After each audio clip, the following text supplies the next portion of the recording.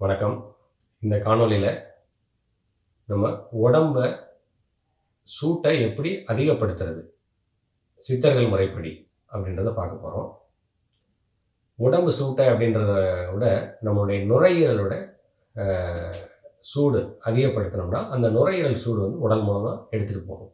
இது எதுக்காக செய்றோம் அப்படின்னு சொன்னா, பெரும்பாலும் மேற்கத்திய நாடுகள்ல இருக்கிறவங்களுக்கு பார்த்தீங்கன்னா, அ இந்த செப்டம்பர் மாசத்துலேருந்து ஆரம்பிச்சு மார்ச், ஏப்ரல் வரலும் செப்டம்பர் மாதத்துல வந்து ஃபால் சீசன் அப்படின்னு சொல்லுவாங்க.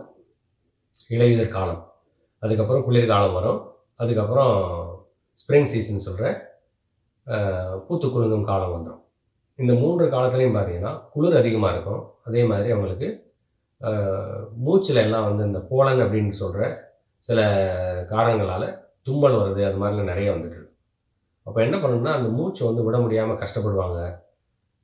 அதெல்லாம் வெளியில கொண்டு வந்து தள்றதுக்கு இந்த பயிற்சி ரொம்ப எளிமையான பயிற்சி. ரொம்ப உதவிகரமா இருக்கும். இது எவ்வளோ நாள் பண்ணணும், எவ்வளோ நேரம் பண்ணணும் அப்படின்னு சொன்னா, ஒரு நாளைக்கு அதிகபட்சம் 2 முறைக்கு மேல செய்யக்கூடாது. அந்த 2 முறையும் முதல் முறைக்கும், 2வது முறைக்கும் செய்யறதுக்கு குறைஞ்சது 6 மணி நேரம் அ இடைவெளி இருக்கணும்.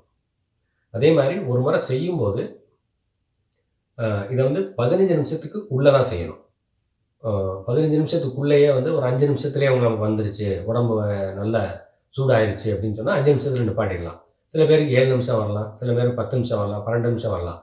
ஆனா 15 நிமிஷத்துக்கு அப்புறமும் உங்களுக்கு உடம்பு சூடாகல அப்படின்னு சொன்னா, அதுக்கு மேல செய்ய வேண்டாம். அப்படியே நிப்பாட்டிறணும். ஏன்னா கொஞ்ச நேரத்தில வந்து பார்த்தீங்கன்னா, செஞ்சு முடிச்சதுக்கப்புறம் ஒரு 10, 15 நிமிஷம் கழிச்சு தான் வந்து சில பேருக்கு உடம்பு சூடாகும். அந்த மாரிலாம் வந்து நடந்திருக்கு. அதனால 15 நிமிஷத்துக்கு மேல செய்ய வேண்டாம். அ அது செய்யும்போதும் ஒரு ஒரு நாளைக்கு அதிகபட்சம் 2 முறை ஏற்கனவே சொன்ன மாதிரி 2 முறை தான் செய்யணும். அது 6 மணி நேர இடைவெளியில பண்ணணும். அப்போ 1 மணி நேரம் காலையில 6 மணிக்கு பண்ணிட்டோம்னா, மதியம் 12 மணிக்கு அப்புறம் தான் பண்ணணும். மதியம் 12 மணிக்கு அப்புறம் செஞ்சுட்டோம் அப்படின்னு சொன்னா, அதுக்கப்புறம் அன்னைக்கு செய்யக்கூடாது. அது மாரி. அது மாரி பார்த்துக்கிடுவோம். அது எப்படி செய்யறதுன்னு இப்ப பார்க்கலாம். நம்மளுடைய ஆள்காட்டி விரல என்ன பண்றோம், இந்த ஒரு புழு மாரி அப்படி சும்மா மடக்கி உள்ள வச்சுக்கிறோம். வச்சுக்கிட்டு கட்டை விரலையும், நடு விரலையும் ரொம்ப எளிமையா தொடுற மாரி இப்படி வச்சுட்டு, இந்த 2 விரல்களையும் இப்படி நேரா வச்சுக்கிறோம். அதே மாரி இந்த 2 கையிலயும் அதே மாரி செய்றோம். இப்ப பார்த்தீங்கன்னா, செஞ்சுட்டு இத வந்து உங்க தொடையில இயல்பா வச்சுக்கோங்க. வச்சுட்டு கண்ண மூடி உட்காந்துக்கணும். உட்காந்துட்டு செய்யுங்க. நல்ல ஒரு அமைதியான இடத்துல முடிஞ்சா அ க க இந்த மாரி உட்காந்து கால சமணம் போட்டுட்டு உட்காந்து செய்யுங்க.